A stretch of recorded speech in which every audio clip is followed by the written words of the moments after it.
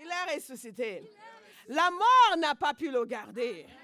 Et c'est capital. L'œuvre de la rédemption a été faite à la croix. Mais la consommation, la victoire finale a été achevée à travers la résurrection. Si Jésus était resté dans le tombeau, nous ne pourrions pas participer à sa victoire. Mais nous pouvons participer à sa victoire. Amen. Je ne sais pas si vous êtes aussi excités que moi. Amen. Je suis rarement si excitée au début d'un message. Mais je suis déjà très excitée. Parce que la révélation de la croix, Samagare Babasaka, le Seigneur nous a parlé hier. Amen. Oh, je dis le Seigneur nous a parlé hier. Il nous a parlé hier. Par la révélation de la croix. Il va encore nous parler aujourd'hui. Par la révélation de la résurrection. Mais aujourd'hui encore, il est ressuscité. Ah, la mort n'a pas pu le garder. Non déplaise au diable. Notre Dieu est un Dieu qui réfléchit. Beaucoup de chrétiens pensent que Dieu ne réfléchit pas, qu'il agit par instinct. Mais notre Dieu est un Dieu qui réfléchit, qui planifie, qui ordonne, qui organise. Et Jésus est l'agneau qui a été immolé avant même la fondation du monde. Dieu savait exactement ce qu'il allait faire. Et il l'a fait dans le bon temps et dans la bonne saison. Dites temps et saison. Temps et saison. Dans le temps et dans la saison.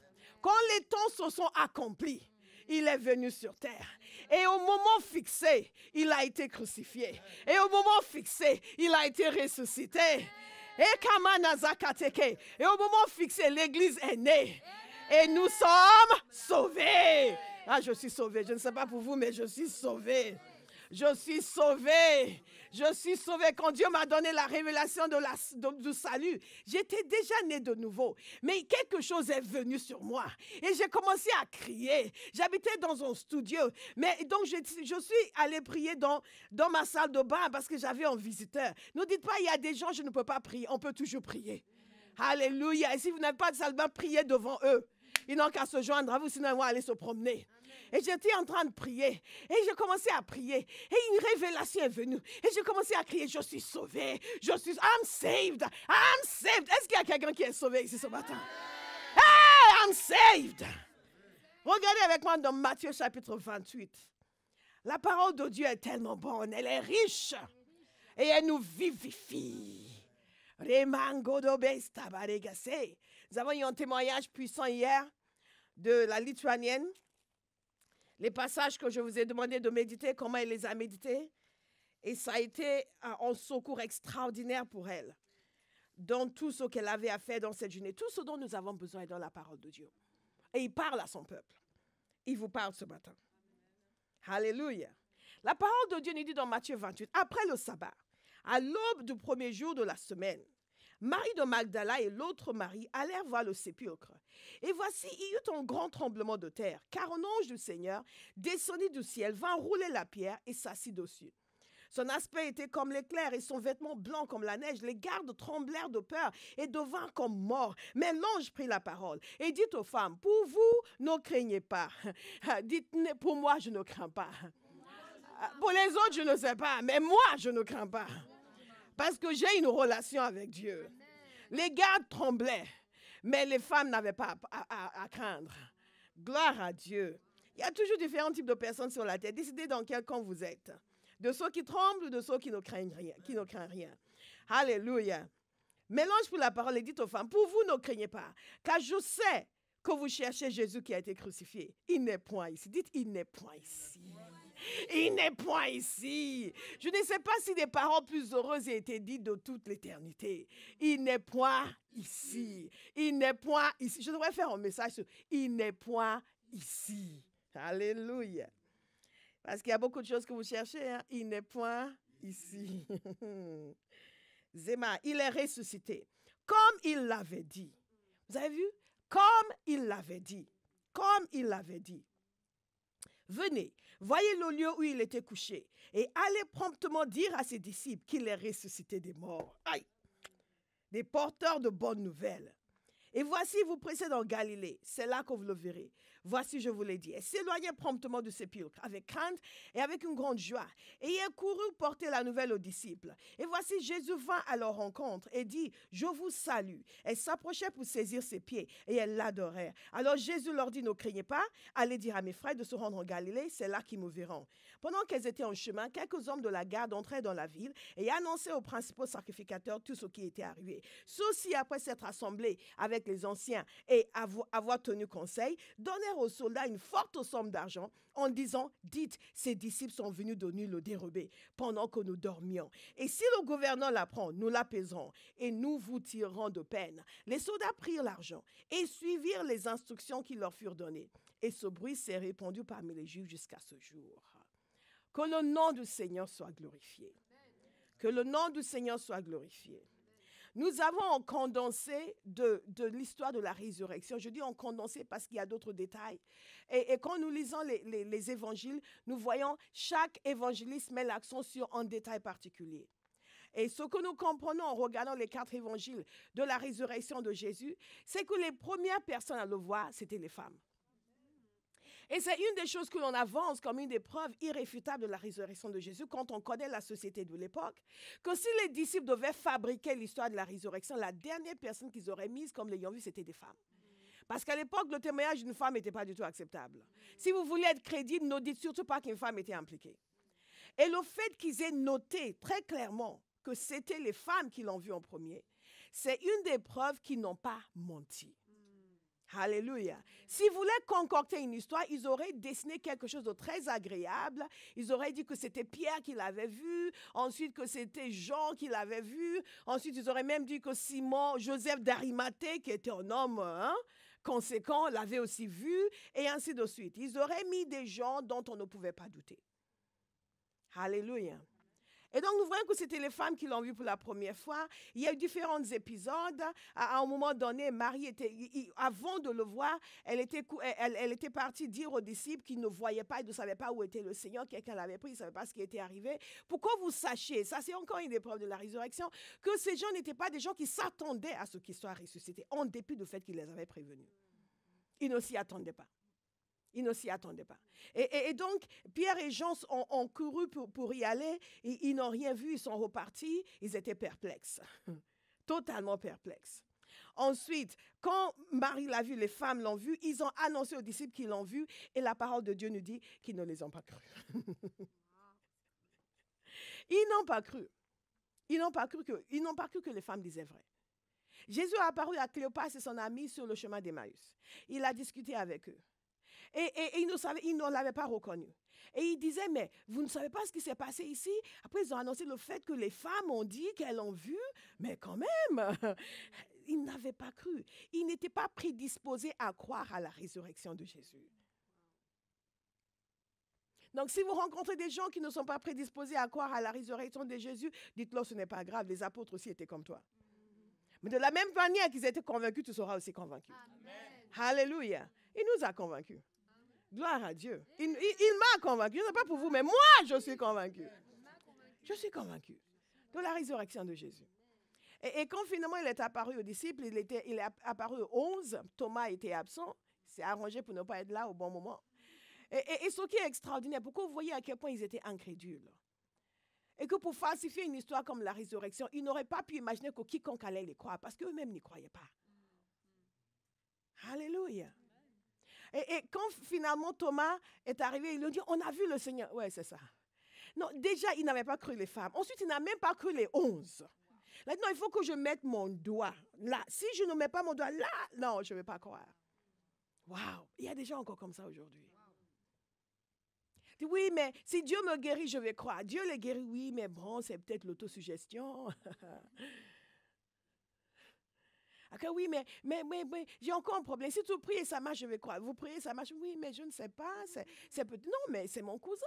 Je pense qu'il a juste pensé à moi. C'est pour ça qu'il m'a aidé.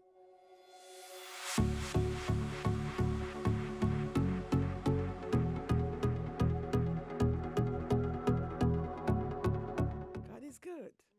God is good. God is good.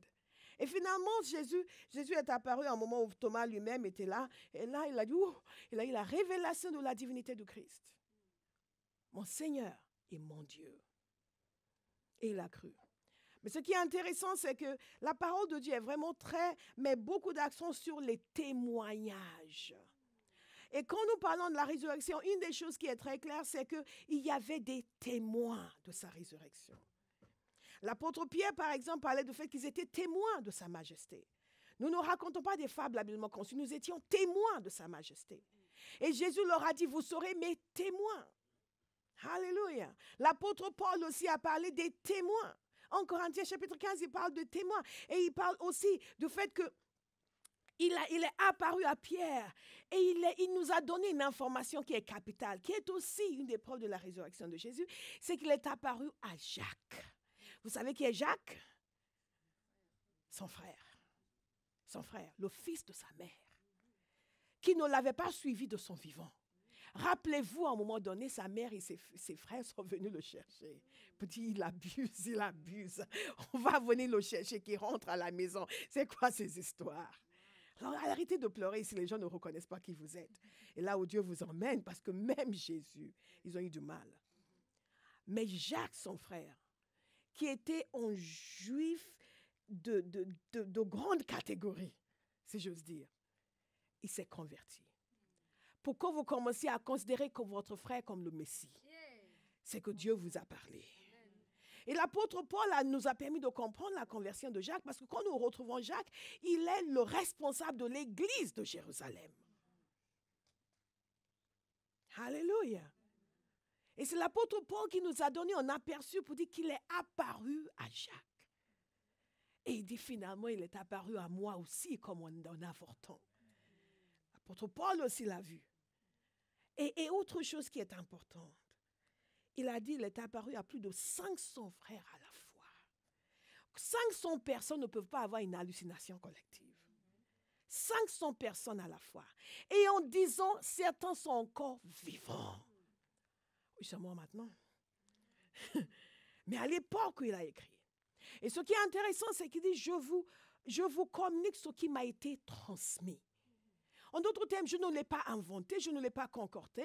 C'est ce que l'Église croit, c'est ce que les apôtres ont vu, c'est ce qu'ils ont vécu et c'est ce qu'ils m'ont communiqué.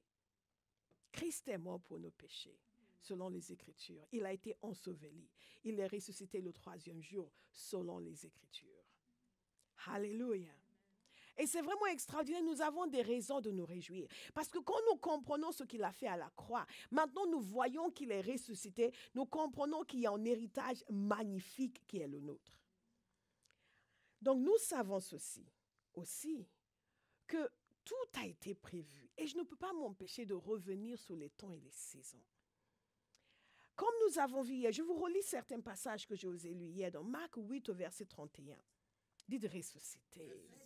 Ressuscité. Alors il commença à leur enseigner qu'il fallait que le Fils de l'homme souffre beaucoup, qu'il soit rejeté par les anciens, par les chefs des prêtres et par les spécialistes de la loi, qu'il soit mis à mort et qu'il ressuscite. Dites qu'il ressuscite. Qu'il ressuscite. Mais ils l'ont entendu. Pourtant, quand il est ressuscité, ils n'ont pas cru. Pourquoi? Parce que pour eux, la résurrection, c'était à la fin des temps. C'est la raison pour laquelle lorsque Jésus est allé voir les sœurs, lorsqu'il est allé auprès de Lazare, sa sœur a dit, quand il a dit « je suis la résurrection et la vie », sa sœur n'imaginait pas du tout qu'il pouvait le ressusciter tout de suite. Elle a dit « oui, je sais qu'elle voyait la fin des temps ». C'était quelque chose de hors de commun. Et déjà que Jésus ressuscite quelqu'un, c'est une chose. Mais qui allait ressusciter Jésus? Vous comprenez pourquoi ils n'ont pas cru? Ils ont vu ressusciter le fils de la veuve. Ils ont vu ressusciter Lazare. Et Jésus a attendu 4 jours. Parce qu'après 4 jours, on ne peut plus dire qu'il était en train de dormir. On ne peut plus dire qu'il s'est évanoui. Parce que la décomposition a commencé. Et là, c'était clair qu'il avait ressuscité. Mais même que Jésus ressuscite Lazare, c'est une chose. Mais qui ressuscite Jésus? Et donc finalement, ils sont arrivés à croire. Et Jésus l'avait prédit. Il avait prédit encore dans Marc 9, 30, 31.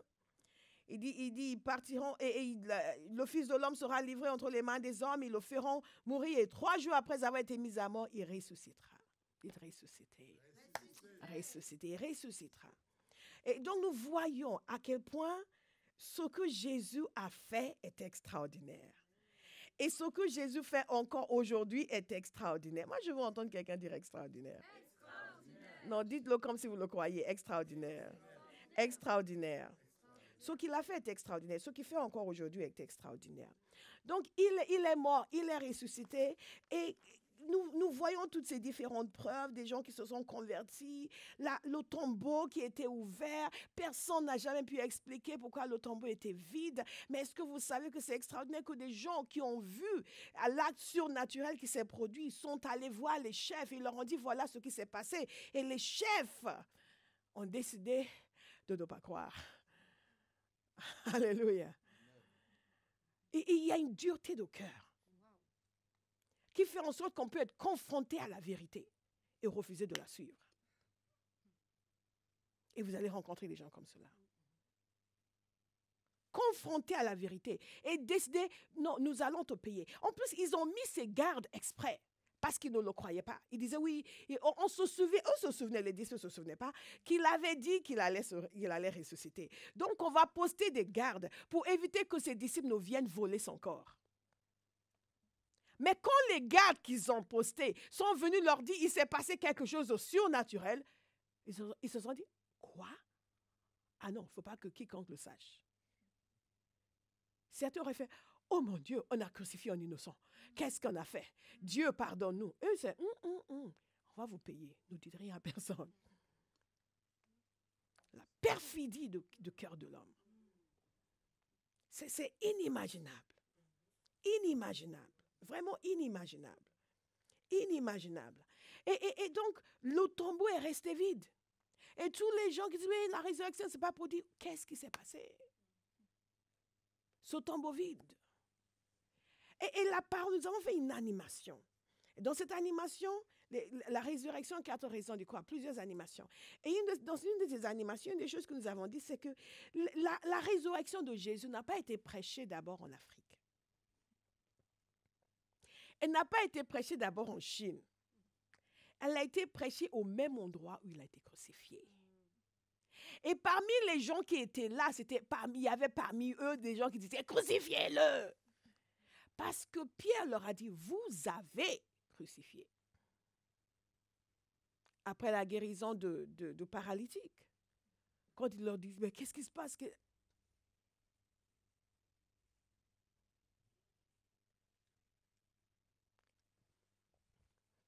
Tu es revenu sur mon verset. Non, je ne suis pas encore dans mon verset, mais je vais aller chercher mon verset.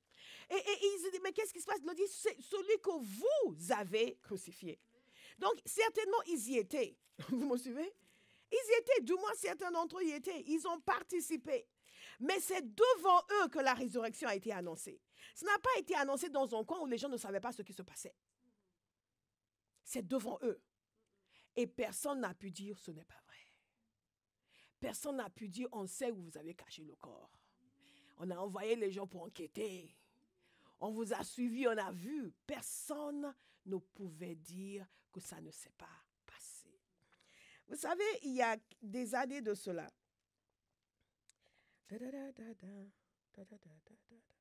Voilà. C'est dans Actes chapitre 2, pas après la guérison de paralytique. C'est là où je veux revenir sur mon verset. Le jour de la Pentecôte. Il déclare ceci. Cet homme livré selon le dessein arrêté et selon la prescience de Dieu, vous l'avez crucifié. Vous l'avez fait mourir par la main des impies. Dieu l'a ressuscité en le délivrant des liens de la mort parce qu'il n'était pas possible qu'il soit retenu par elle. Et David avait prophétisé le concernant. Quelqu'un va se réjouir pour la résurrection ce matin. David avait prophétisé le concernant. Il disait ceci, car tu n'abandonneras pas, au verset 27, mon âme dans le séjour des morts, et tu ne permettras pas que ton sein voie la corruption. Alléluia. Il n'a pas vu la corruption. Cela a été annoncé à Jérusalem. Cela a été annoncé devant les gens qui avaient participé à sa crucifixion. Et ils n'ont pas pu dire c'est faux. Je veux dire à quelqu'un ce matin que vous avez des raisons de croire que Jésus est vraiment ressuscité. Et ces gens qui étaient des Juifs très pieux ont fondé l'Église. Nous avons tendance à oublier que c'était des Juifs qui ont fondé l'Église. Enfin, c'est Christ qui a fondé l'Église, mais c'était des Juifs qui ont construit l'Église. Nous avons tendance à l'oublier. Des gens qui étaient attachés à leur tradition. Des gens qui ne se seraient jamais permis de dire qu'un être humain quelconque était le Messie, s'ils n'en étaient pas convaincus. Et rappelez-vous, il a fallu que le Saint-Esprit pousse pour qu'ils annoncent même l'évangile aux païens. Alléluia. Et beaucoup de conflits dans l'Église antique pour définir ce qu'on pouvait permettre aux païens de faire ou de ne pas faire. Ils étaient en train de naviguer entre la loi et Jésus. Ils ne savaient pas trop comment les choses se faisaient. Donc, ces gens savaient que quelque chose d'extraordinaire s'était passé. Est-ce que vous me suivez? C'est vraiment fondamental. Parce que parfois, les gens ont l'impression que oui, mais vous n'êtes pas des Juifs et vous avez tout déformé. Non, pas du tout.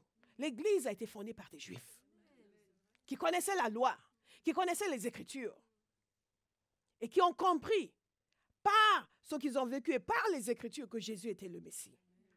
Dites, ressuscité, ressuscité, ressuscité. Mais c'est bon de savoir qu'il a ressuscité. Mais c'est tout aussi important de savoir ce que cela implique pour nous. Et c'est une suite de messages de la croix, parce que ce pour lequel il est allé à la croix, c'est ce que cela implique pour nous aujourd'hui. Par exemple, nous sommes nés de nouveau parce qu'il est ressuscité. Est-ce que vous le savez? Que s'il n'était pas ressuscité, nous ne pourrons pas naître de nouveau. La parole de Dieu nous dit ceci. On est 2 Corinthiens 5, verset 21. En effet, celui qui n'a pas connu le péché, il l'a fait devenir péché pour nous, afin que nous devenions justice de Dieu. Ensuite, 1 Corinthiens 15, au verset 12. Et j'aime beaucoup ce passage. Oh, je vous l'ai cité précédemment, mais je vais vous le lire maintenant. Oh, si l'on prêche que Christ est ressuscité, comment quelques-uns parmi vous disent qu'il n'y a pas de résurrection des morts? S'il n'y a pas de résurrection des morts, Christ non plus n'est pas ressuscité. Et si Christ n'est pas ressuscité, alors notre prédication est vide et votre foi aussi. Il se trouve même que nous sommes de faux témoins vis-à-vis de Dieu, puisque nous avons témoigné contre Dieu qu'il a ressuscité Christ. Oh, il ne l'a pas fait si les morts ne ressuscitent pas. En effet, si les morts ne ressuscitent pas, Christ non plus n'est pas ressuscité. Or, si Christ n'est pas ressuscité, votre foi est inutile. Vous êtes encore dans vos péchés. Et par conséquent, ceux qui sont morts en Christ sont perdus. Il y a beaucoup de conséquences à la résurrection. Beaucoup de conséquences. Nous sommes nés de nouveau à cause de la résurrection. 1 Pierre 1, verset 3 nous dit ceci. Béni soit Dieu. Dites béni soit Dieu. Béni soit Dieu. Et j'aime beaucoup toutes ces exclamations de bénédiction pour le Seigneur, que Dieu nous donne au cœur pour l'aimer de cette manière-là. Qu'au lieu d'être encouragés pour louer, nous allons en continuer à avoir des exclamations d'adoration. Alléluia. Vous êtes en train de couper le poisson. Et vous êtes là, béni soit Dieu. Béni soit Dieu. Vous êtes en train de cuisiner les bananes plantains. Et vous êtes en train de dire que le Seigneur soit glorifié. Pas parce que ça sent bon, mais parce qu'il y a une impulsion à l'intérieur de vous. Alléluia. God is good. God is good. Alléluia. Donc j'arrête de penser à la banane plantain. Béni soit Dieu le Père de notre Seigneur Jésus-Christ. Conformément à sa grande bonté, il nous a fait naître de nouveau. Alléluia. Si un chrétien dit Alléluia. Alléluia. Il nous a fait naître de nouveau. Il nous a fait naître de nouveau. Comment? À travers la résurrection de Jésus-Christ. À travers la résurrection de Jésus-Christ. Pour une espérance vivante. Il vous est réservé pour un héritage qui ne peut ni se détruire, ni se souiller, ni perdre son éclat. Comme on a. Qui ne peut ni se détruire, ni se souiller, ni perdre son éclat.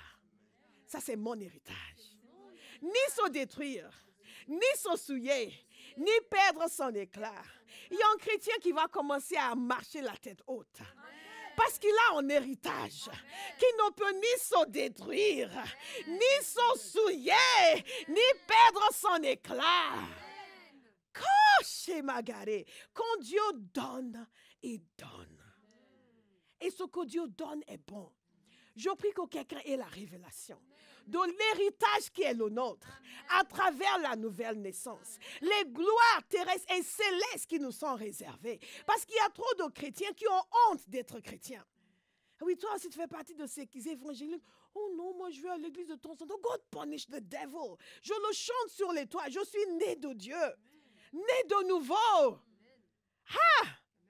Et j'ai un héritage qui ne peut ni se détruire, ni se souiller, ni perdre son éclat. Et j'en suis fier. J'en suis fier. J'en suis fier. Dites, Seigneur, donne-moi la révélation de mon héritage. Alléluia. Donne-moi la révélation de mon héritage. Une espérance vivante. Nous sommes nés de nouveau. Et nous sommes un peuple rempli d'espérance. Soyez remplis d'espérance ce matin. Trop de chrétiens n'ont pas d'espérance. L'espérance est une réalité, mais ils ne la vivent pas. Ils vivent comme si le diable était Seigneur. Vous les entendez parler comme si Satan était vainqueur. Non, c'est Jésus qui est vainqueur. Amen. Cette révélation du triomphe de la résurrection doit nous habiter de nouveau. Et une des difficultés que nous avons, c'est que nous n'avons pas épousé la souffrance de Christ. Et donc, à chaque fois qu'il y a une souffrance, nous pensons que Satan est en train de triompher. Ah non, non, non, non, non. Quand Paul était chassé et lapidé, Satan ne triomphait pas. Au contraire, c'était une réaction parce que l'évangile était en train de triompher. Il y a certaines persécutions, certaines difficultés qui sont le résultat de la victoire, pas de la défaite. Alléluia. Vous avez jeûné et prié pendant 3 jours. Vous vous réveillez le lendemain, vous êtes attaqué, vous commencez à pleurer, vous devez vous réjouir parce que vous avez dérangé quelqu'un. Alléluia. Vous avez dérangé quelqu'un. Ils se sont dit quoi? Mais on va venir l'intimider. Non, non, je ne suis plus intimidable. Les choses ont changé. Amen. Alléluia. Amen. Je suis né de nouveau pour une espérance vivante, pour un héritage qui ne peut ni se détruire, ni se souiller, ni perdre son éclat. Peu importe tes agissements, Satan, mon héritage ne peut pas perdre son éclat. Zéma, et je fais briller cela pour t'aveugler. God is good. Il vous est réservé dans le ciel. Et vous qui êtes gardés par la puissance de Dieu, en plus je suis gardé par la puissance de Dieu. Je ne sais pas si vous voyez dans ce passage, mais c'est ça la résurrection. Nous sommes gardés par la puissance de Dieu. Quelqu'un a juste besoin d'en avoir la compréhension. Donc nous continuons à prier pour une accélération dans la compréhension. Certains ont déjà arrêté la prière. Mais cette parole prophétique que le Seigneur nous a donnée, réécoutez encore ce message. Chacun des points. Accélération dans la compréhension. Amen. Accélération dans la performance. Sur ce point-là, je dirais que certains n'ont pas saisi. Mais je reçois moi. Dites accélération. Dans la révélation. Dans la parole de Dieu. Ah, Samengabo, c'est born again. I'm born again. I'm born again. I'm born again. Non, la foi en Christ, ce n'est pas un fardeau. Le fait que nous ne sommes pas du monde, ce n'est pas un poids. C'est une joie. Amen. Je dis c'est une joie. Amen. C'est une joie. Ce n'est pas un poids. Oui, mais les gens me regardent de travers. Et alors, comment veux-tu qu'ils te regardent? Ils regardaient Jésus de travers. Les gens, non seulement ils le regardaient de travers, ils l'accusaient d'être poussé par le diable. Si les gens peuvent accuser Jésus d'être démonisé, ils peuvent vous accuser de toutes sortes de choses. Donc quelqu'un va sécher ses larmes. Il va commencer à danser parce qu'il a un héritage qui ne peut ni se détruire, ni se souiller, ni perdre son éclat. Et ce n'est même pas moi qui l'ai dit pour vous encourager. C'est la parole de Dieu. Amen. La deuxième chose pour laquelle nous remercions le Seigneur aujourd'hui, c'est le pardon des péchés. Amen. Comme nous avons vu longuement dans le message sur la croix, il s'est fait péché pour nous. Pour que nous devenions justice de Dieu. Quel échange! Quel échange! Je déclare sur quelqu'un ici, vous n'aurez plus jamais honte d'être chrétien. Amen. Plus jamais. Amen. Vous ne vous sentirez plus jamais mal à l'aise. Amen. Désormais, vous allez porter haut les couleurs de l'évangile. Amen. Il nous a pardonné. Amen. Combien de gens vous en veulent encore aujourd'hui pour quelque chose que vous avez fait il y a 2 ans? Mais il nous a pardonné. La parole de Dieu nous dit ceci. Samanakato. Si Christ n'est pas ressuscité, vous êtes encore dans vos péchés. Mais parce que Christ est ressuscité, j'ai une bonne nouvelle à annoncer à quelqu'un. Parce que Christ est ressuscité, vous n'êtes plus dans vos péchés. Amen. Wow. Wow. Wow. Parce que Christ est ressuscité, vous n'êtes plus dans vos péchés. Plus esclaves du péché. La parole de Dieu dit dans Romains que nous ne sommes plus esclaves du péché. Nous n'avons plus à obéir à ses convoitises. Nous avons la possibilité, non seulement nous sommes pardonnés, mais nous sommes libérés de l'emprise. Nous avons la possibilité de dire non. Non. Non. Et quelqu'un devrait exercer davantage ce droit. Vous avez le droit de dire non.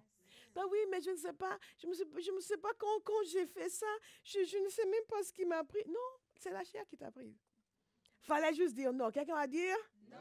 Non, dites-le comme quelqu'un qui est sérieux. Non.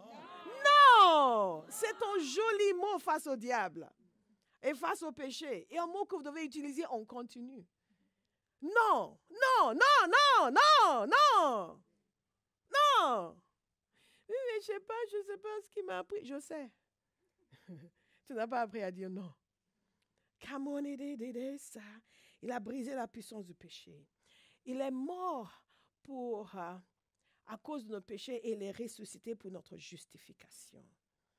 Il est ressuscité pour notre justification. Il est ressuscité pour notre justification. Romains 4, 25. Il a été livré pour nos fautes et il est ressuscité pour que nous soyons déclarés justes. Le troisième point donc, c'est que nous sommes déclarés justes. Nous sommes déclarés justes. Si vous n'avez pas la série Adopté, Justifié, Sanctifié, prenez-la. J'explique ces doctrines de l'Évangile. Qu'est-ce que l'adoption? Qu'est-ce que la justification? Qu'est-ce que la sanctification? Nous avons été justifiés. Et dans mon livre Reborn en anglais, il y a un chapitre sur cela. Nous sommes déclarés non coupables. Pas parce que nous sommes non coupables, mais parce que quelqu'un a pris la punition à notre place. Et Dieu a décidé qu'en dépit du fait que tu es coupable, je te déclare non coupable. Je te libère du fardeau des péchés. Je te libère du souvenir du péché. Je te libère de l'emprise du péché. Et je te traite maintenant comme si tu n'avais jamais péché. Justifié. Justifié. Justifié. Justifié. Mes péchés sont pardonnés. Maintenant je suis sauvé. Hey!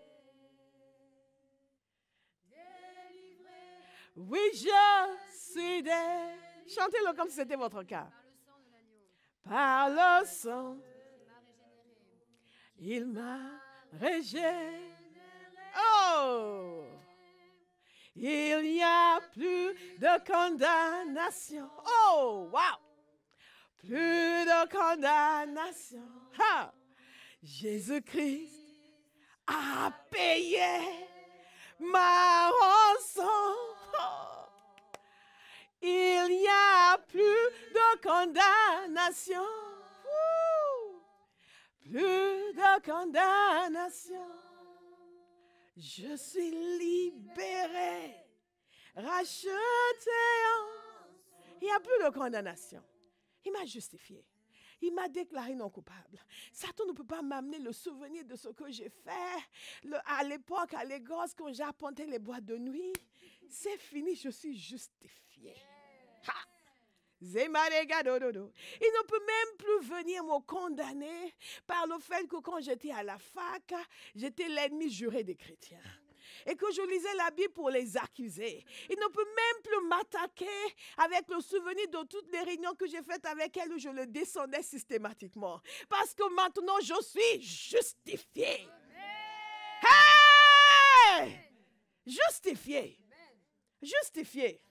Si nous ne trouvons pas des raisons de nous réjouir pour cela, vraiment, justifié. Il m'a déclaré non coupable. Il a effacé mon casier judiciaire. Alléluia. Effacé l'ardoise à cause de la résurrection. Zamengere babo zekete, karebedege, Mais il y a une dimension de l'action de Dieu dans la résurrection sur laquelle je ne m'étais pas beaucoup penchée par le passé. Bien sûr, c'est une conséquence de la venue de Jésus, de son départ, et c'est une promesse que Christ a faite. Mais voyez-vous, la parole de Dieu dit dans Actes 2, 31, c'est donc la résurrection de Christ qu'il a prévue et annoncée, en disant qu'il ne serait pas abandonné au séjour des morts, la suite de ce passage que j'avais commencé à lire, et que son corps ne connaîtrait pas la décomposition.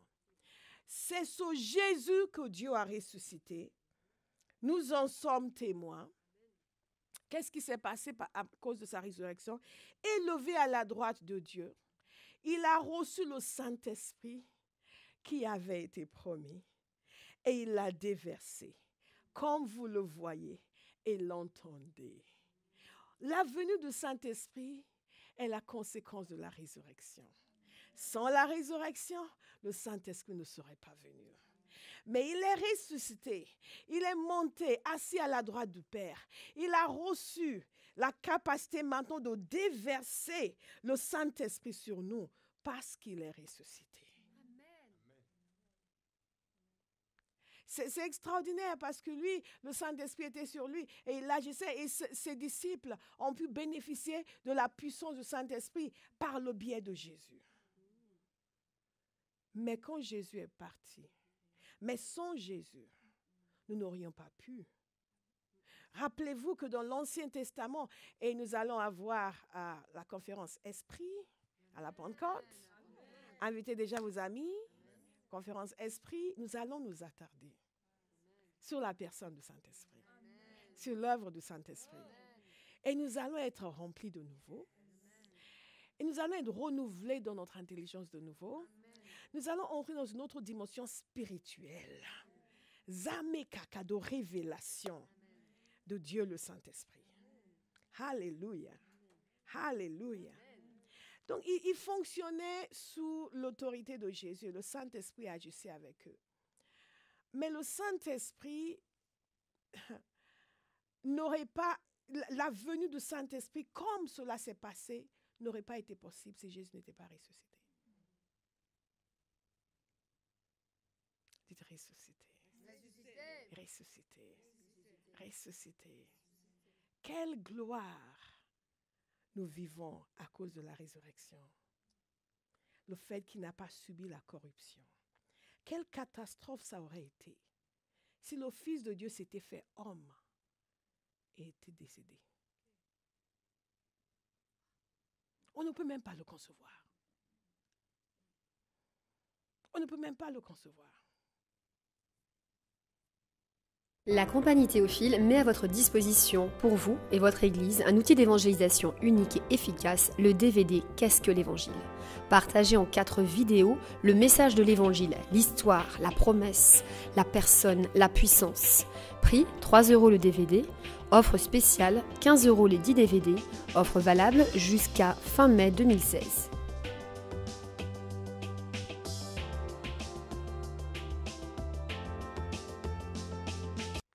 Et cette chose extraordinaire que Dieu a fait doit inspirer confiance en nous. Pour dire que la chose la plus difficile, il l'a accompli comme un maître. Qu'est-ce qu'il y a dans votre vie qui ne va pas accomplir? Tout est question de révélation et de la foi que nous libérons. Quelqu'un va commencer à marcher dans une foi nouvelle. Cet acte surnaturel, tellement surnaturel que les gens ont du mal à le croire, Dieu l'a opéré d'une main de maître. Aucun démon n'a pu empêcher sa résurrection. Si Satan ne pouvait pas empêcher que Jésus ressuscite, il ne peut pas empêcher que vous arriviez là où Dieu veut que vous arriviez. Amen. Alléluia. Parce que la puissance qui a ressuscité Jésus d'entre les morts est la même qui agit en nous. Je vais le redire pour quelqu'un qui vient de se réveiller. La même puissance qui a ressuscité Jésus d'entre les morts est la même qui agit en nous. Alléluia. Il n'y a rien que le Saint-Esprit va faire en vous et pour vous qui soit plus difficile, qui nécessite plus d'énergie que ce qu'il a fait quand il a ressuscité Jésus. Non, Dieu est merveilleux. Je veux dire à quelqu'un que nous avons une garantie. Nous avons une garantie. Une garantie de réussir nos vies conformément au plan de Dieu. La parole est là, la puissance est là. Tout ce dont nous avons besoin pour une vie de piété nous a été donné. Ah, je suis très contente. Dites ressusciter.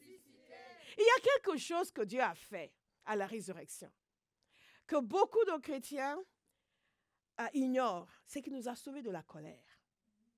Et vous savez pourquoi nous l'ignorons? Parce que nous ne pensons pas à la colère de Dieu.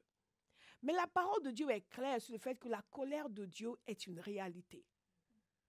Et qu'il y a des gens qui sont sous la colère de Dieu. Mais le problème avec nous, c'est que nous ne nous rendons pas compte que la colère de Dieu, c'est un état juridique.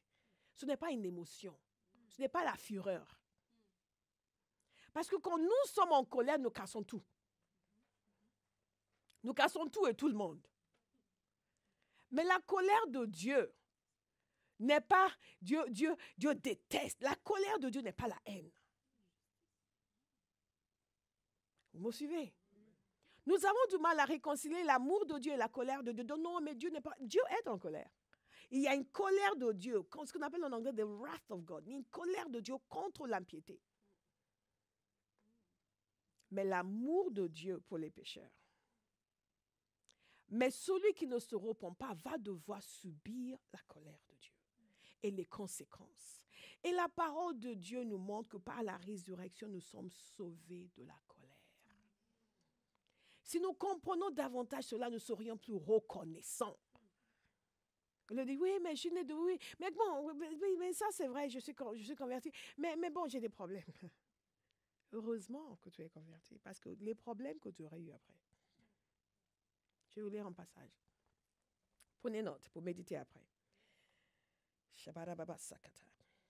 En Thessaloniciens 1, verset 9, nous dit ceci. Il faut qu'on prie à la fin.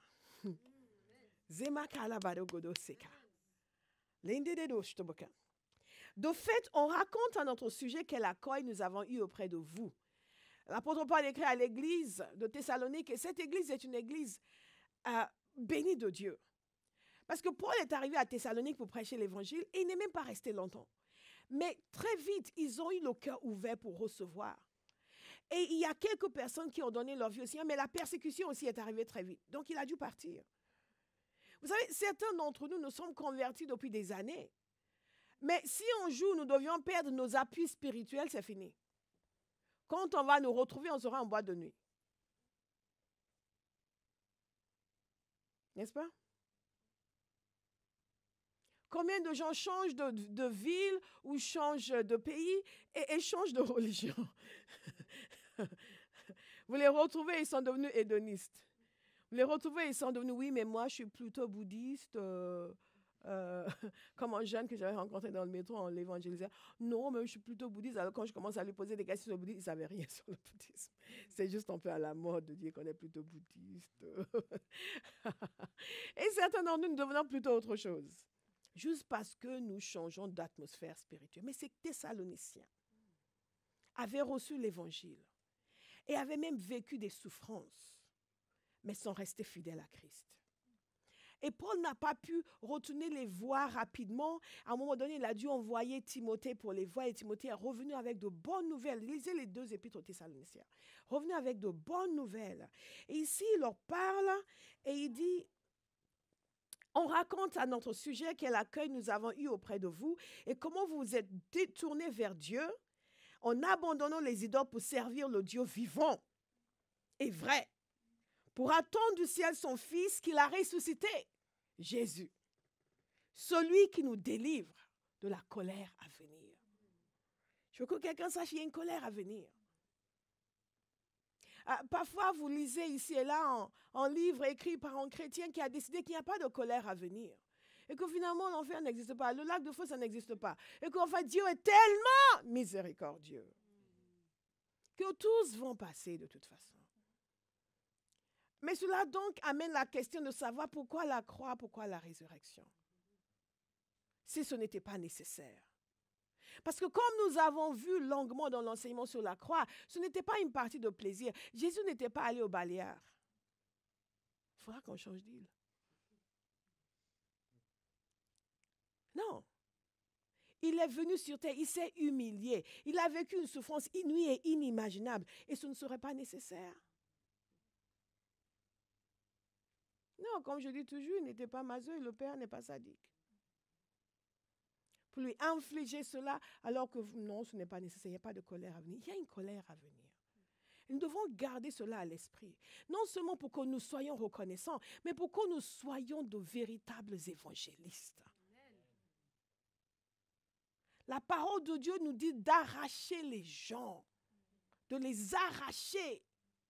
Mais si nous ne sommes pas convaincus qu'il y a une colère à venir, non seulement nous allons négliger d'être reconnaissants, nous allons aussi négliger le soin des âmes.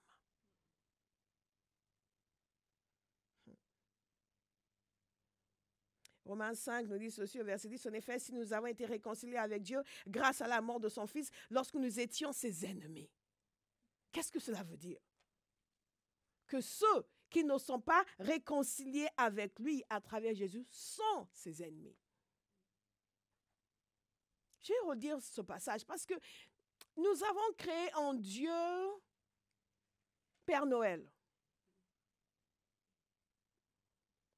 Et nous manquons de connaissances sur les vérités théologiques. Il y a une colère à venir. Il y a un état d'inimitié avec Dieu. Ça ne change rien à l'amour que Dieu nous porte. Parce que quand nous étions encore perdus dans nos péchés, Christ est mort pour nous. L'amour de Dieu, nous devons commencer à voir comment Dieu est. Il n'est pas comme nous. Il n'est pas comme nous. Il y a une question de justice qui doit être satisfaite. Mais il y a l'amour qui vient pour donner une porte de sortie. Il y a une colère à venir, mais par amour, Dieu est venu en Christ donner une porte de sortie. Mais la réalité, c'est que quand vous n'êtes pas... Pourquoi nous parlons de réconciliation? Et c'est ce que je vais évoquer par la suite. La réconciliation a été effectuée par Christ. Pourquoi la réconciliation? Parce qu'il y a une séparation. Est-ce que vous me suivez? Il dit, nous sommes maintenant réconciliés par la mort de Christ. Dites résurrection. Qui nous permet d'être réconciliés à Dieu. Et donc, moi qui avant étais ennemi de Dieu, maintenant, je suis ami de Dieu. Amen. Je suis ami de Dieu. Je suis ami de Dieu. Je suis ami de Dieu. Je suis ami de Dieu. Il m'appelle ami. Il m'appelle ami. Et il y a des gens qui ont du mal à le... Moi, non, ce n'est pas à cause de toi. C'est à cause de la mort de Jésus à la croix. D'être ressuscité. Ah! Nous serons à bien plus forte raison sauvés par sa vie, maintenant que nous sommes réconciliés. Et précédemment au verset 9, puisque nous sommes maintenant considérés comme justes, c'est ce que j'ai dit précédemment, il nous considère comme justes. Grâce à son sang, nous serons à bien plus forte raison sauvés par lui de la colère de Dieu. Sauvés de la colère de Dieu. Mais je suis content d'être sauvé de la colère. Donc, il parle du fait que nous sommes sauvés par sa vie maintenant que nous sommes réconciliés. Ça, c'est le 6e point. Qu'est-ce qu'il a effectué pour nous? La réconciliation. La réconciliation. La réconciliation. Quand nous annonçons l'évangile, nous annonçons la réconciliation. Nous invitons les gens à venir pour être réconciliés avec Dieu. Ah, Seigneur, donne-nous la révélation ce matin. Pour que non seulement nous savourons ce que nous avons à la croix, mais que nous puissions aussi porter ce message avec tout notre cœur. Avec tout notre cœur. Avec tout notre cœur. Qu'est-ce que Jésus a opéré pour nous par la résurrection? Qu'est-ce que Dieu a fait pour nous dans la résurrection de Jésus? Il nous a donné un nom. Il nous a donné un nom. Jésus, avant de mourir,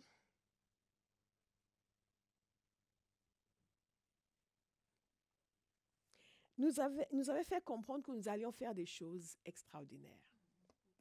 N'est-ce pas? Après sa résurrection, l'évangéliste Marc nous dit des choses que le Seigneur a dit. Il a dit, voici les signes qui accompagneront ceux qui ont cru. En mon nom. En mon nom. En mon nom. Matthieu relate comment Jésus a dit, tout pouvoir m'a été donné. Maintenant, allez et faites. En d'autres termes, faites en mon nom. Est-ce que vous me suivez? Mais donc, son nom.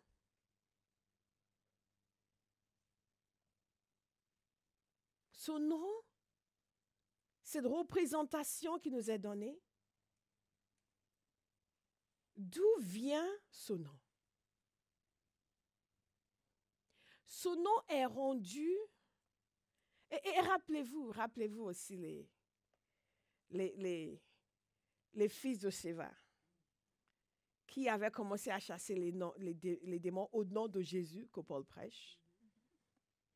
Non seulement Jésus nous l'a communiqué, mais même les gens autour ont compris qu'il y a une puissance dans ce nom. Il y a une puissance dans ce nom. Donc ils ont dit, bon, on va prendre ce nom. On ne le connaît pas, mais on va dire, on va prendre son nom. On va prendre son nom. Nous aussi, on va faire des choses en son nom, parce que son nom est puissant. Et la puissance de son nom, c'est le résultat de sa résurrection. L'action qu'il a accomplie à la croix, mais le fait qu'il n'est pas resté dans le tombeau. Donc sa victoire a été manifeste, sa domination a été manifeste. Et donc tout ce qu'il nous demande de faire, nous pouvons faire maintenant à sa place comme si c'était lui, en son nom. Et toute la victoire qui est la sienne et la puissance de sa résurrection va se manifester à travers nous. Amen. Hey! C'est gagade. La prochaine fois que vous priez au nom de Jésus, n'hésitez pas, ne vous demandez pas si ça va marcher. Dites puissance de la résurrection. Puissance de la résurrection. Ah, c'est comme ça que son nom a acquis sa puissance. Acquis sa puissance. Regardez, qu'est-ce que nous faisons en son nom? En son nom, nous sommes sauvés. N'est-ce pas? Mais il y a quelque chose ici que vous allez aimer. Philippiens chapitre 2, verset 8.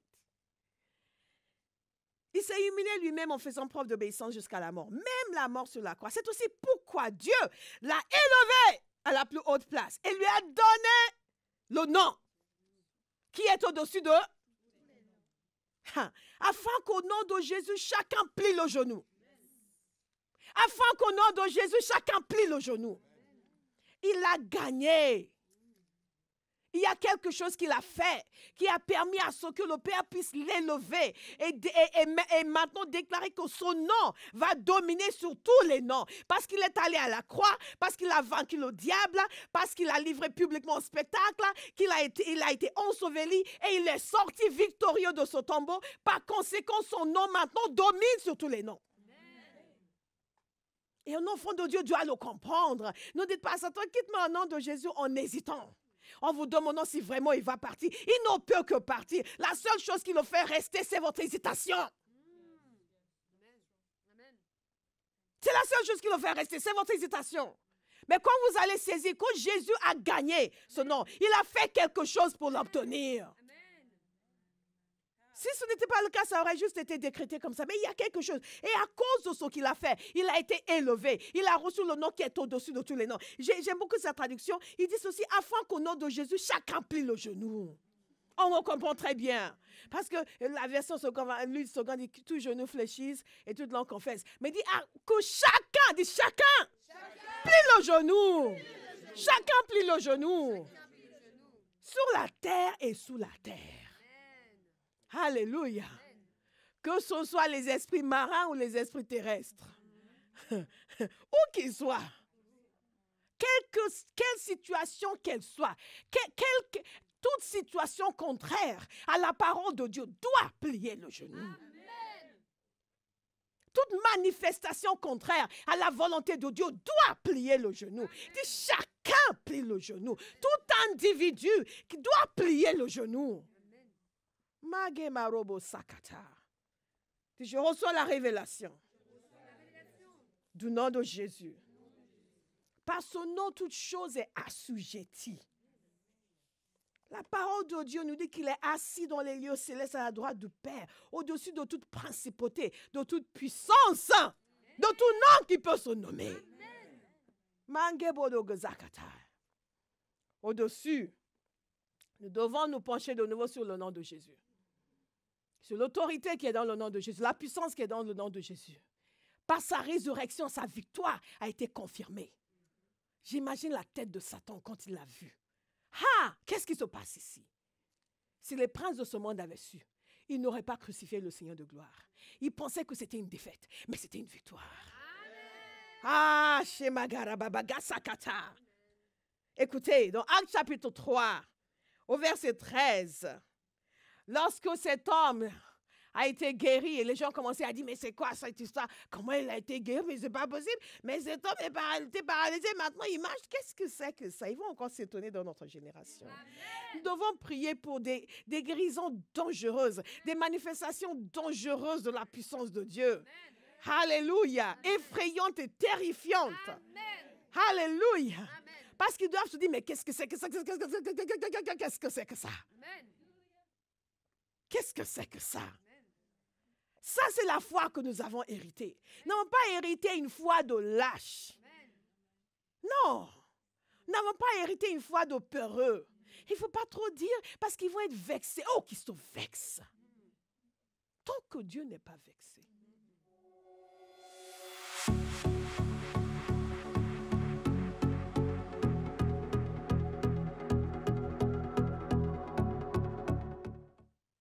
Nous avons hérité, nous avons reçu un héritage qui ne peut se détruire, qui ne peut se souiller, aïe, aïe, aïe, aïe, aïe, aïe, aïe, aïe, qui ne peut perdre son éclat.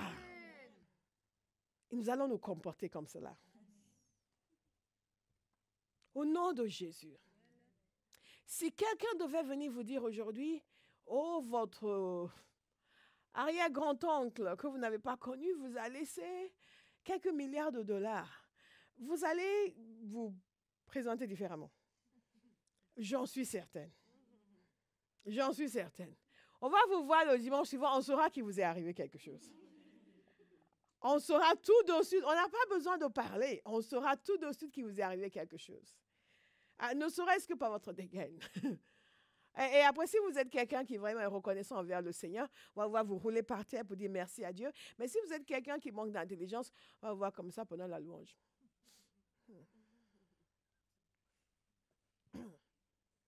En manifestant vos nouvelles bagues. Si vous levez la main, c'est juste pour qu'on voit que mon niveau a changé. Vous avez l'impression maintenant que vous avez reçu un héritage qui ne peut se souiller. Qui ne peut se détruire, qui ne peut perdre son éclat, parce qu'il est investi partout. Et vous savez que de votre vivant, vous ne pourrez jamais tout dépenser. Qu'est-ce qui se passe avec nous? Qui avons reçu un héritage éternel? Non pas quelque chose qui va disparaître ici sur terre, mais réservé au ciel. Quelle est l'espérance que nous devons manifester? Quelle est la joie que nous devons avoir chaque jour? La conscience du fait que mon avenir est assuré. Non seulement que Dieu veille sur moi ici sur terre, mais que mon éternité est déjà assurée. Les gloires célestes m'attendent, un héritage m'attend. Quelle devrait être ma façon d'être et de vivre? Dites, Seigneur, donne-moi la révélation. Seigneur, donne-moi la révélation. Les gens devraient venir vous demander, vous êtes le fils de qui? Parce qu'ils se disent, lui là, il doit être le fils de quelqu'un. Parce que sa manière d'être, on voit sur lui la dignité, on voit sur lui la royauté. Il a une certaine prestance qui montre que, comment on dit en anglais, he's loaded. He's loaded. He's loaded. Non pas chargé de péché, ni chargé de fardeau, mais il est conséquent. Il y a un certain poids, une certaine gloire. Alléluia. Que votre manière d'être désormais témoigne de votre héritage. Amen. Témoigne de votre héritage. Rapidement, qu'est-ce qu'il a fait pour nous? Donc, le nom de Jésus, ce même nom, je commençais à vous lire le passage. Mais vous avez renié celui qui était saint et juste et vous avez demandé qu'on vous accorde la grâce d'un meurtrier. Vous voyez, il annonçait la résurrection aux gens qui avaient dit crucifie-le. Crucifie-le. Qui avait dit, non, donne-nous Barabbas. Vous avez fait mourir le prince de la vie que Dieu a ressuscité. Nous en sommes témoins. Écoutez maintenant. C'est par la foi en son nom qu'il a raffermi celui que vous voyez et connaissez. C'est la foi en Jésus qui a donné à cet homme une entière guérison en présence de vous tous. Il nous a donné son nom. Il nous a donné son nom pour le salut, il nous a donné son nom pour la victoire et l'autorité, la domination absolue sur les forces des ténèbres. Et je dis bien absolue. Il nous a donné son nom pour que nous soyons invincibles. Amen. Je vais le répéter. Il nous a donné son nom pour que nous soyons invincibles. J'aimerais bien. Non, c'est pas j'aimerais bien. Il nous a donné son nom pour que nous soyons invincibles. Il nous a donné son nom pour que nous soyons guéris. Il nous a donné son nom pour qu'il puisse guérir à travers nous. Alléluia. Qu'est-ce qu'il a fait encore pour nous à la résurrection? Il a garanti notre résurrection. Je vois que vous ne connaissez pas la doctrine de la résurrection parce que ça ne vous encourage pas. Ce n'est pas un sujet d'enthousiasme pour vous. Il a garanti notre résurrection. Est-ce qu'il y a quelqu'un ici qui sait qu'il sera ressuscité? Amen. Et que nous aurons le même corps glorieux que Jésus avait à sa résurrection. Ce corps glorieux qui lui a permis d'entrer dans une pièce sans frapper à la porte. God is good. Il garantit notre résurrection. Et la parole de Dieu nous dit ceci dans 2 Corinthiens 4, verset 12. 14. Nous savons en effet que celui qui a ressuscité le Seigneur Jésus nous ressuscitera aussi. Et nous fera paraître avec vous dans sa présence. En Corinthiens 6, 14. Or, Dieu qui a ressuscité le Seigneur nous ressuscitera aussi par sa puissance. Notre résurrection est liée à la résurrection de Jésus. Et quelqu'un un jour va avoir son corps glorieux. Les rides auront disparu. Qu'est-ce que nous obtenons par la résurrection de Jésus? La certitude qu'il y aura un jugement divin.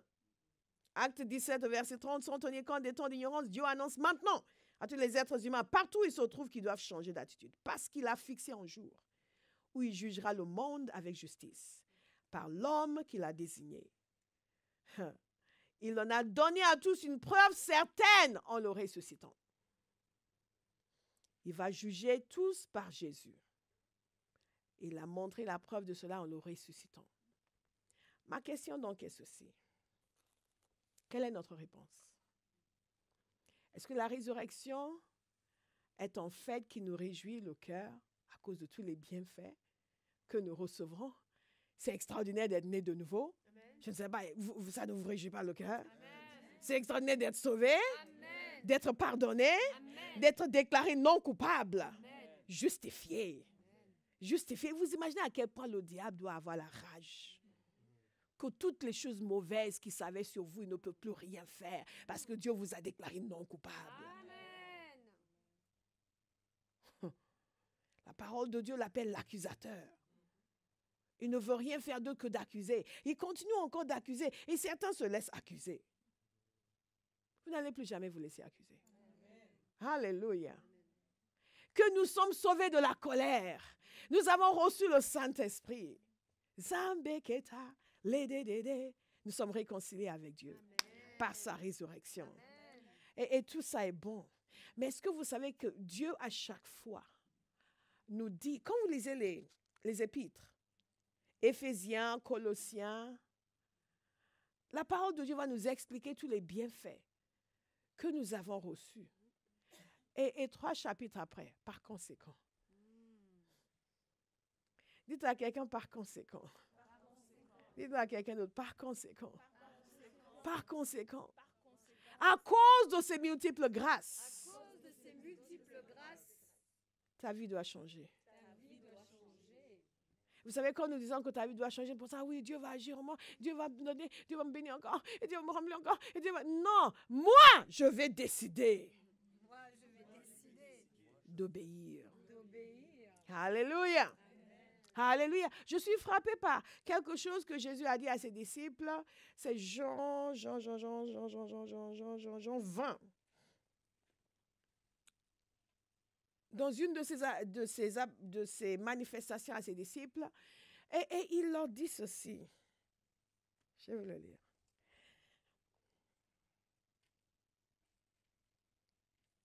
La parole de Dieu dit que les disciples étaient remplis de joie en le voyant. Vous aussi, vous aurez été remplis de joie. Ils étaient remplis de joie. À un moment donné, d'ailleurs, ils sont fermés, ils se cachaient. Vous imaginez, votre maître a été tué. Vous, ils vont vous rôtir. C'est clair. Ils ont osé crucifier Jésus. Vous, ils vont vous lapider. Donc, imaginez le danger qu'ils ressentaient et le désarroi qu'ils ressentaient. Nous, on prie, on peut, on n'a pas de Seigneur, Seigneur, tu m'as abandonné. Seigneur, non. Le désarroi, ils ont dit, mais qu'est-ce qu'on va faire? Les 11. Qu'est-ce qu'on va faire? En fait, tout à l'heure, je disais qu'il a été apparu aux 11, il était apparu au 10. Il n'y avait pas Thomas, il était apparu au 10. Et quand Thomas est arrivé, ils étaient 11. Parce que Judas, depuis longtemps, il a trouvé son chemin. Mais le désarroi, il se cachait.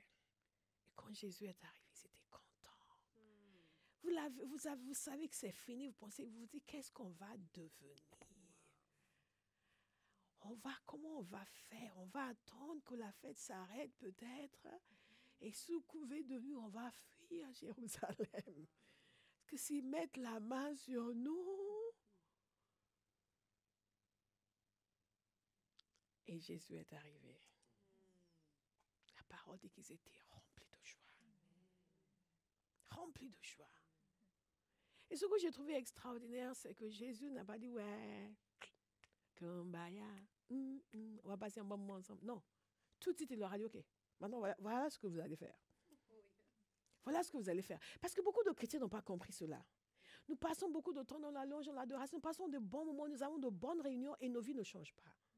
Et nous demandons pourquoi. Et la prochaine fois, on vient encore, on va louer, l'Esprit va venir sur nous, on va encore être bien, on va sortir bien, et nos vies ne changent pas. Et on se demande pourquoi. Parce que Dieu est ton Père qui aime. Vous venez le louer, il va vous bénir. Mais ce n'est pas pour autant que votre vie va changer. Parce qu'il y a des principes qui gouvernent les actions de Dieu. Et un de ces principes, c'est l'obéissance. L'obéissance. Dieu peut vous dire tous les jours de faire quelque chose, vous ne le faites pas. Mais quand vous avez dit au Seigneur, je t'adore, sa grâce va venir sur vous. Et beaucoup de chrétiens se trompent. Tant qu'ils sentent l'onction, ils pensent que tout va bien. Est-ce que vous me suivez? Mais ce n'est pas vrai. Jésus a dit, je ne vais pas vous abandonner. Est-ce que vous me suivez? Donc, il ne va pas vous abandonner. Si vous l'abandonnez, c'est autre chose. Mais tant que vous êtes là, vous dites, je t'aime, Seigneur, je te loue, il va vous bénir. Mais votre vie ne changera pas. Est-ce que vous comprenez ce que je suis en train de dire? Parce que vous ne lui avez pas dit ce qui a donné ce qui amène un changement de vie. Comme j'expliquais hier, la parole de Dieu, c'est promesse, principe et exemple. Et bien sûr, révélation de Dieu. Les principes de Dieu nous montrent comment jouir des promesses de Dieu. Beaucoup de gens ne connaissent que les promesses de Dieu. Oui, je déclare que je confesse, que je déclare que je confesse, que je déclare que... Et je crois, et je crois, et je crois, et je crois. Et rien ne change. Parce qu'ils n'ont pas appliqué les principes de Dieu. Et l'obéissance est un principe fondamental. Vous me suivez? L'obéissance. Faire ce que Dieu veut. D'ailleurs, si vous êtes béni quand vous le louez, c'est parce que vous faites ce qu'il veut, vous le louez. Mais sur les autres domaines de votre vie, vous ne faites pas ce qu'il veut, il n'y aura pas de changement. Et les gens vieillissent et rien ne change. Mais je ne comprends pas, ma vie stagne. Et toi, qu'est-ce que tu fais? Je dis pas, OK, fais ça, fais ça. Non, mais tu sais, le Seigneur sait que... Non, le Seigneur sait que... Parce qu'il pense que Dieu est un Dieu permissif. Mais Dieu n'est pas permissif. Il est très rigoureux. S'il était permissif, vous savez, il n'aurait pas fait venir souffrir son fils. Si Dieu a pu laisser Jésus prendre le péché, devenir péché, Dieu n'est pas comme nous. Il n'est pas émotionnellement faible. Il peut supporter beaucoup de choses. Il peut supporter votre souffrance. Il ne va pas se liquéfier parce que vous souffrez. Est-ce que vous me suivez? Comment tu peux me laisser souffrir comme ça? Non, il va vous laisser souffrir. C'est vous qui allez décider, je ne vais plus souffrir comme ça. Je ne parle pas là des souffrances de Christ. Je parle des souffrances occasionnées par la désobéissance. Vous me suivez? Hallelujah! God is good. God is good. Donc Jésus leur dit ceci. Tout de suite, il leur dit, voilà ce que vous allez faire. Donc à chaque fois, demandez qu'est-ce que je dois faire. Si vous n'êtes pas en train de faire, commencez à faire quelque chose pour Dieu. Parce que les chrétiens qui ne font rien pour Dieu, c'est une anomalie. Dieu ne nous sauve pas pour que nous assistions au culte. Dieu nous sauve et maintenant il nous dit, travaillez pour moi. C'est la réalité. Croyez-moi. J'ai quelques années de conversion. Croyez-moi, si vous ne faites rien pour le Seigneur, vous êtes en train de passer à côté. Dieu nous sauve et nous dit, travaillez maintenant pour moi. Ce n'est pas, je vous sauve pour vous cajoler tous les dimanches. J'ai venu toucher tes cheveux. Parfois, il dit, oh, j'ai senti le Seigneur toucher mes cheveux. Gloire à Dieu. Alléluia. Oh, pendant la louange, j'ai senti une présence. J'ai tremblé et c'est merveilleux. Nous aimons sentir les présences. Moi en premier. Mais quand on a fini de sentir les présences, on va se mettre au travail. Et pendant qu'on travaille, parfois on ne sent pas la présence, mais on travaille quand même. On travaille quand même. Parfois on sent tout le contraire de la présence et on travaille quand même. Jésus leur a dit, qu'est-ce que nous disons, qu'est-ce que nous faisons? Nous disons, Seigneur, je me mets au travail pour toi. Quelqu'un va le dire? Je me mets au travail pour toi. Zébaga, Jean 20, Jésus leur dit que la paix soit avec vous. Leur dit-il de nouveau, comme le Père m'a envoyé, moi aussi je vous envoie. Il n'a pas perdu de temps. Comme le Père m'a envoyé, moi aussi je vous envoie. Jésus nous envoie. Nous recevons les bienfaits du salut et de la croix. Maintenant, il nous envoie. Dites à quelqu'un, il t'envoie. Il nous envoie. Il nous envoie. Il nous envoie. Et tous nous connaissons Matthieu 28, bien entendu. Et dit au verset 18, tout pouvoir m'a été donné dans le ciel et sur la terre. Allez, faites de toutes les nations des disciples. Baptisez-les au nom du Père, du Fils et du Saint-Esprit. Et enseignez-leur à obéir. Est-ce que vous voyez que je suis assez intéressée par le fait que les derniers mandats qu'il a donnés sur la terre, il n'y a aucun moment où il a dit, passez votre temps à m'adorer. Nous ne nous rendons pas compte de ce qui glorifie le Père. À un moment donné, Jésus disait, ces gens m'honorent de leurs lèvres. Leurs cœurs sont éloignés de moi. C'est en vain qu'ils m'adorent. Beaucoup de notre adoration est vaine. Des chants que nous chantons, nous passons des heures à nous rouler par terre. C'est en vain. C'est en vain. Si nos cœurs sont éloignés et si nous ne le servons pas. Est-ce que vous me suivez? C'est vraiment fondamental de le comprendre. Nous ne vivons qu'une seule fois. Nous n'allons pas rater notre vie. Nous aimerions, bien sûr, nous aimerions que cela soit autrement, mais ce n'est pas autrement. Ce n'est vraiment pas autrement. Il leur dit, Matthieu 28, allez et faites. Faites, faites, faites, faites. Faites, parce que comprenez-moi, la croix, regardez encore le message d'hier. Tout ça, Jésus ne l'a pas fait juste pour que nous passions un bon moment à l'église. Et notre vision est complètement tordue de la vie chrétienne, totalement tordue. Jésus ne l'a pas fait juste pour que nous recevions la prière en continu. Il n'a pas fait tout ça juste pour que nous soyons ses patients à vie, des malades qui ne guérissent jamais. Il n'a pas fait tout ça pour que nous soyons obsédés par nos vies, par moi et moi et moi. Le Fils de Dieu n'est pas venu endurer la souffrance de la croix pour créer une génération ou une église d'égoïstes. Son abnégation doit appeler une abnégation similaire de notre part. Son sacrifice doit appeler un sacrifice similaire de notre part. Nous sommes des êtres indignes si nous ne pouvons pas nous sacrifier pour Jésus. Je vais le répéter parce que ce n'est pas populaire. Donc je vais le répéter. Ça se trouve, vous avez bloqué vos oreilles quand je l'ai dit la première fois. Nous sommes des êtres indignes si nous ne pouvons pas nous sacrifier pour Jésus. Nous sommes indignes. À la base, nous sommes indignes. Mais Dieu nous donne le privilège d'entrer dans un nouveau mode de fonctionnement. Nous avons été mal formés. Nous avons été élevés à l'égoïsme. et notre nature pécheresse trompée dans l'obsession de soi. Et Dieu veut nous délivrer. Nous ne pouvons pas adorer en Dieu qui, tout en n'ayant aucun besoin de nous, s'est donné pour nous. Et que nous ne pouvons pas nous donner pour lui. Vous savez, c'est mondial. On estime que seuls 15-20% des chrétiens font 100% du service dans les églises. Parce que les autres sont très occupés avec leur vie. Indigne. Indigne. Indigne. Indigne. Indigne. Indigne. Personne ne sert Dieu parce qu'il est extraordinaire. On sert Dieu parce qu'on a compris quelque chose. Que celui qui était sans péché a été fait péché pour nous. Afin que nous devenions justice de Dieu en Christ Jésus.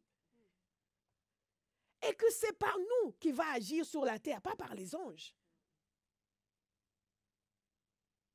Et qu'à chaque fois que je retiens ce que je pourrais donner, une vie est en train de se perdre. Non, nous ne pouvons pas juste nous réjouir de la résurrection sans nous consacrer. Il y a une conséquence.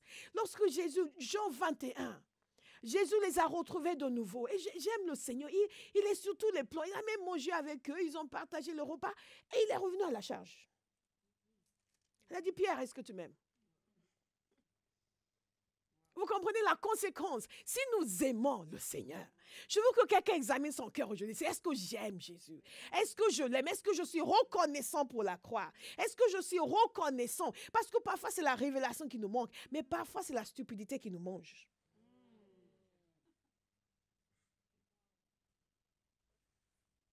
Alléluia. Je veux croire que quelqu'un a reçu une révélation ce matin. Amen. Et a été délivré de la stupidité. Vous me suivez?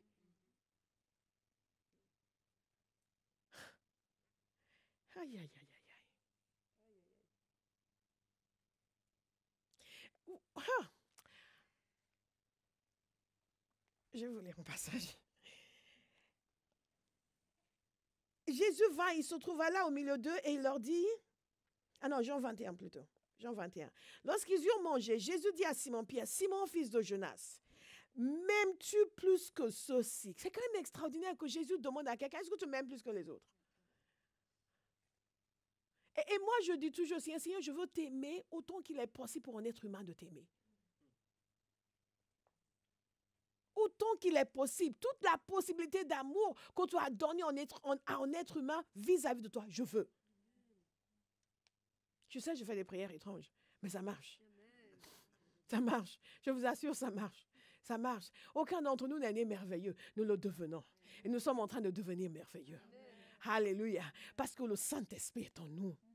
Et il nous aide à voir ce que Dieu voit, à désirer ce que Dieu désire, à être transformé. Amen. Comme ce serviteur de Dieu, son cœur de lâche a disparu et un cœur de lion a pris la place. Amen. Wow. Wow. Wow. Wow. M'aimes-tu plus que ceci? Il lui répondit, oui Seigneur, tu sais que j'ai de l'amour pour toi. Jésus lui dit, nourris mes agneaux. Vous voyez, Jésus n'a pas dit à moi, si je t'aime, on s'aime ensemble, on va passer un bon moment. Et nous, c'est tout ce que nous voulons. Nous retrouver et passer un bon moment. Non. Et une partie de cela, c'est à cause de notre faiblesse. Nous sommes toujours en train de grignoter des moments de bien-être. Dites à quelqu'un, sois fort. Sois fort. Que cette révélation te fortifie. Au nom de Jésus. Et deviens un soldat. L'apôtre Paul aussi, il écrit à Timothée, souffre avec moi. Comme un bon soldat de Christ. C'est quand les gens viennent, ils disent, ah, je vais intégrer Abba House. Je pense qu'on va faire des réunions. Maintenant, je vais vous dire, est-ce que vous êtes prêts à souffrir avec moi? Non? Ben ok, bye bye. Paul, il a écrit, il dit, ah mon fils chéri, je vais m'occuper de toi. Non, il a dit, souffre avec moi. Endure la difficulté avec moi. Parce que servir Dieu, c'est la difficulté. Il faut pouvoir endurer la difficulté. Genre la moindre des choses, non mais je peux pas, parce que je pense que je vais arrêter, c'est trop dur, c'est trop ceci. God punish the devil. Non, endure la difficulté. Jésus a souffert à la croix. Il n'a pas dit ça suffit. Pourquoi nous on se permet de dire ça suffit? Il n'a pas dit à Gethsemane, ah non, ils n'ont pas prié pour moi, Père, tu vois, c'est trop dur. Tu ne m'as pas donné d'intercesseur. Quand Pasteur Bola qui lâche, non, je ne peux plus prier, je n'ai pas d'intercesseur, personne ne prie pour moi. Une fois, je l'ai demandé à Béatrice. Je lui avais dit quelque chose que le Seigneur m'avait montré. Le Seigneur m'avait montré des gens qui étaient en train de me maudire. Et donc, je lui avais dit ça. Et 2 semaines après, je dis, mais est-ce que tu as prié pour moi quand j'ai... Non. Je dis, oh Jesus, merci parce que tu me protèges. Oh, merci pour mon protège. Donc, je dis, non, je vais arrêter parce que je n'ai pas d'intercesseur. Personne ne prie pour moi. Il y a trop de combats. Jésus est allé jusqu'à la croix. Ses disciples n'ont pas prié pour lui. Il dit, vous ne pouvez même pas veiller 1 heure. Donc, quelle excuse est-ce que vous avez? Quelle excuse est-ce que vous avez? Je vais vous lire le passage. Parce qu'il faut qu'on arrête. Quelqu'un est en train de prier pour notre salle? Vous êtes en train de chercher aussi? Et je vois une personne qui dit je prie, une personne qui dit amen. Quand les gens disent amen, ce n'est pas oui. Ce n'est pas oui. Les chrétiens disent amen pour dire bon, on dit amen pour ceux qui le font. Mais bon. Jésus lui a dit, tu m'aimes? Si tu m'aimes, nourris mes brebis. Ensuite, il dit encore, Simon, fils de Jonas, m'aimes-tu? Puis il lui répondit, ah oui Seigneur, tu sais que j'ai de l'amour pour toi. Jésus lui dit, prends soin de mes brebis. Il lui dit la 3e fois. On va faire ça aujourd'hui. Simon, fils de Jonas, as-tu de l'amour pour moi? Pierre fut attristé. Tout ce qu'il lui avait dit la 3e fois, as-tu de l'amour pour moi? Et il lui répondit, Seigneur, tu sais tout, tu sais que j'ai de l'amour pour toi. C'est comme les gens qui disent, Dieu sait. Et Dieu qui sait répond, fais quelque chose pour le montrer. On ne doit pas deviner. Dieu sait ne suffit pas. Ça doit se manifester. Dites, ça doit se manifester. Ça doit se manifester. Si ça ne se manifeste pas, c'est que ça n'existe pas. Alléluia. Gloire à Dieu. Alléluia. Gloire à Dieu. Nous allons faire quelque chose ce matin. Je vais vous demander, est-ce que vous aimez le Seigneur? Celui qui aime le Seigneur va dire oui. Et je vais vous dire, servez-le. Simplement pour nous dire ceci. Toute action appelle une réaction. Et Jésus nous a montré clairement la réaction qu'il attend de nous. La réaction, ce n'est pas simplement « je reçois Jésus, je suis né de nouveau ». Ça, c'est pour nous. Qu'est-ce que lui va gagner dans ça? Ah oui, mais Ima, et toi, tu es qui? Notre importance dans le royaume n'est pas juste liée au fait que nous sommes là. C'est ce que nous accomplissons. De quelle manière est-ce que l'œuvre de l'Éternel prospère grâce à nous? Le plus grand accomplissement de votre vie, c'est ce que vous faites pour la prospérité de l'œuvre de Dieu. Je le dis et je le redis. Je le redis parce que j'ai été des 2 côtés. J'ai fait beaucoup de choses dans ma vie. J'ai voyagé dans plus de 150 pays. J'ai vu le monde. J'ai côtoyé les gens au plus haut niveau. Je peux vous dire ceci. La seule chose qui a une valeur éternelle, c'est ce qui contribue à l'avancement du royaume de Dieu. Et je vais dire à tous les jeunes qui sont là, laissez Dieu vous travailler. Ne gaspillez pas votre vie. Ne gaspillez pas votre vie à courir après des choses naturelles et matérielles. Ne gaspillez pas votre vie. Quand Dieu était sur la terre, quand Jésus était sur la terre, il avait besoin de payer des impôts. Il n'a pas dit, bon, on va arrêter le ministère. Je vais aller prendre un job. J'ai travaillé nuit et jour, nuit et jour, nuit et jour. Le jour du sabbat aussi, je vais travailler parce qu'il faut que j'obtienne un peu d'argent pour payer mes impôts. Or, les chrétiens se sont vendus au système du monde. Ils vont travailler non-stop, 24 heures sur 24 pour gagner un peu d'argent.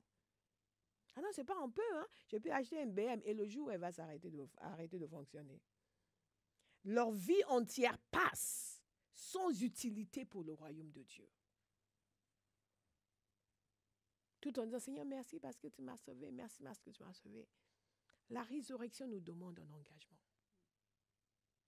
Un engagement sincère et sérieux.